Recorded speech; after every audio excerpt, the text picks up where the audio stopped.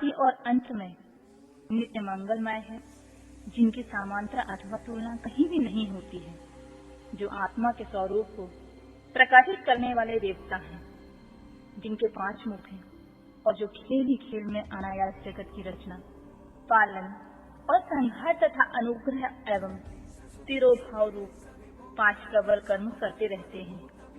उन सर्वश्रेष्ठ अजर अमर ईश्वर अंबिकापति भगवान शंकर का मन ही मन में चिंतन करता हूँ।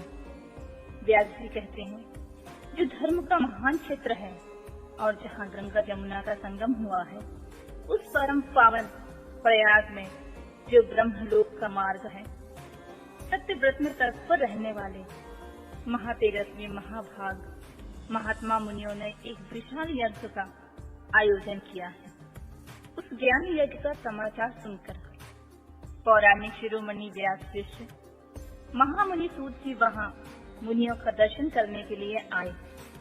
सूत जी को आते देख वे सब मुनि उस समय हर्ष से खिल उठे और अत्यंत प्रसन्न चित्त से उनका विधिवत स्वागत सत्कार किया।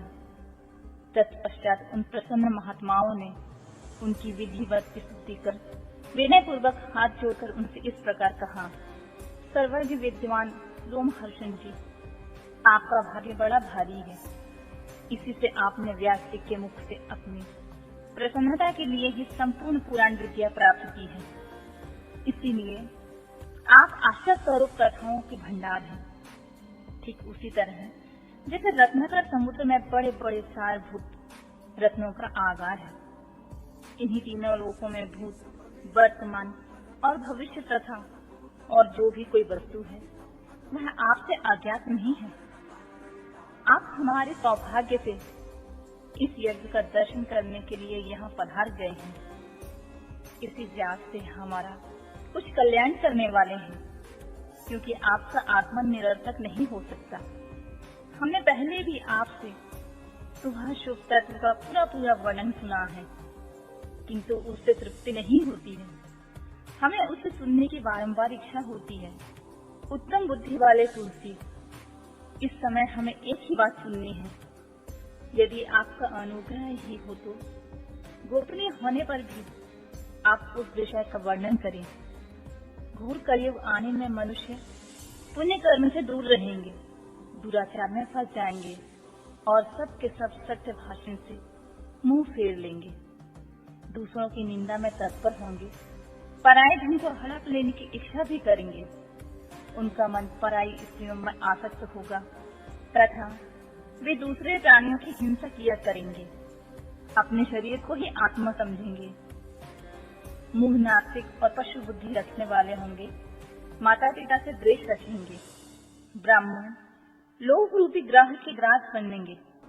ब्रीज बेच का जीविका चलाएंगे। धन का उपार्जन करने के लिए ही विद्या का अभ्यास करेंगे और मत से मोहित रहेंगे। अपनी जाति और कर्म को छोड़ देंगे। प्रायः दूसरों को ठगेंगे। तीनों काल के संधि उपासना से दूर रहेंगे और ब्रह्म ज्ञान से शून्य होंगे। समस्त क्षत्रिय वे स्वयं धर्म का त्याग करने वाले होंगे। कुसंगी, पापी और व्यभिचारी होंगे। उनमें शौर्य का अभाव होगा। वे कुशित शौर्य कर्म से जीविका चलाएंगे। शूद्रों का सा बर्ताव करेंगे और उनका चित्त काम का किंकर बना रहेगा। वैश्य संस्कार भ्रष्ट, सर्वधर्म त्यागी, कुमार्गी, धनोपार्जन परायण तथा नाकतौल में अपने कुशल वृद्धि का परिचय देने वाले होंगे।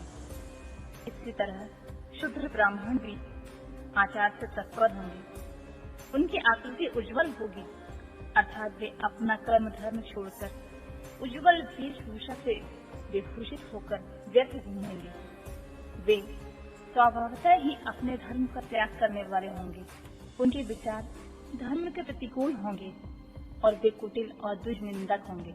यदि धनी हुए तो कुकर्म में लग जाएंगे। विद्वान हुए तो वाद विवाद करने वाले होंगे। अपने को कुलीन मानकर चारों वर्णों के साथ वैवाहिक संबंध स्थापित करेंगे।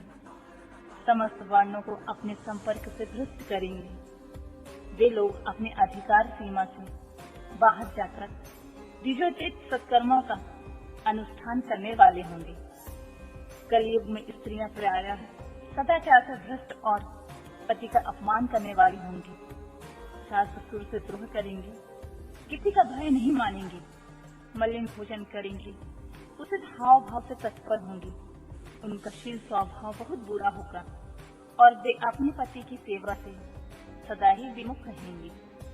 सूत जी, इस तरह जिनकी बुद्धि नष्ट हो गई है, जिन्होंने अपने धर्म को त्याग दिया है, ऐसे लोगों को इंद्रलोक एवं परलोक में उत्तम गति कैसे प्राप्त होगी? इसी चिंता से हमारा मन सदा व्याकुल रहता है। परोपकार के समान कोई दूसरा धर्म नहीं है, अतः जिस छोटे से उपाय से इन सब पापों का तत्काल नाश हो जाए, उसे इस समय कृपा पूर्वक बताइए, क्योंकि आप समस्त सिद्धांतों की यात्रा है। व्यास जी कहते हैं, उन भावितात्मा मुनियों की यह बात सुनकर सूत जी मन ही मन भगवान शंकर का स्मरण करके उनसे इस प्रकार बोले।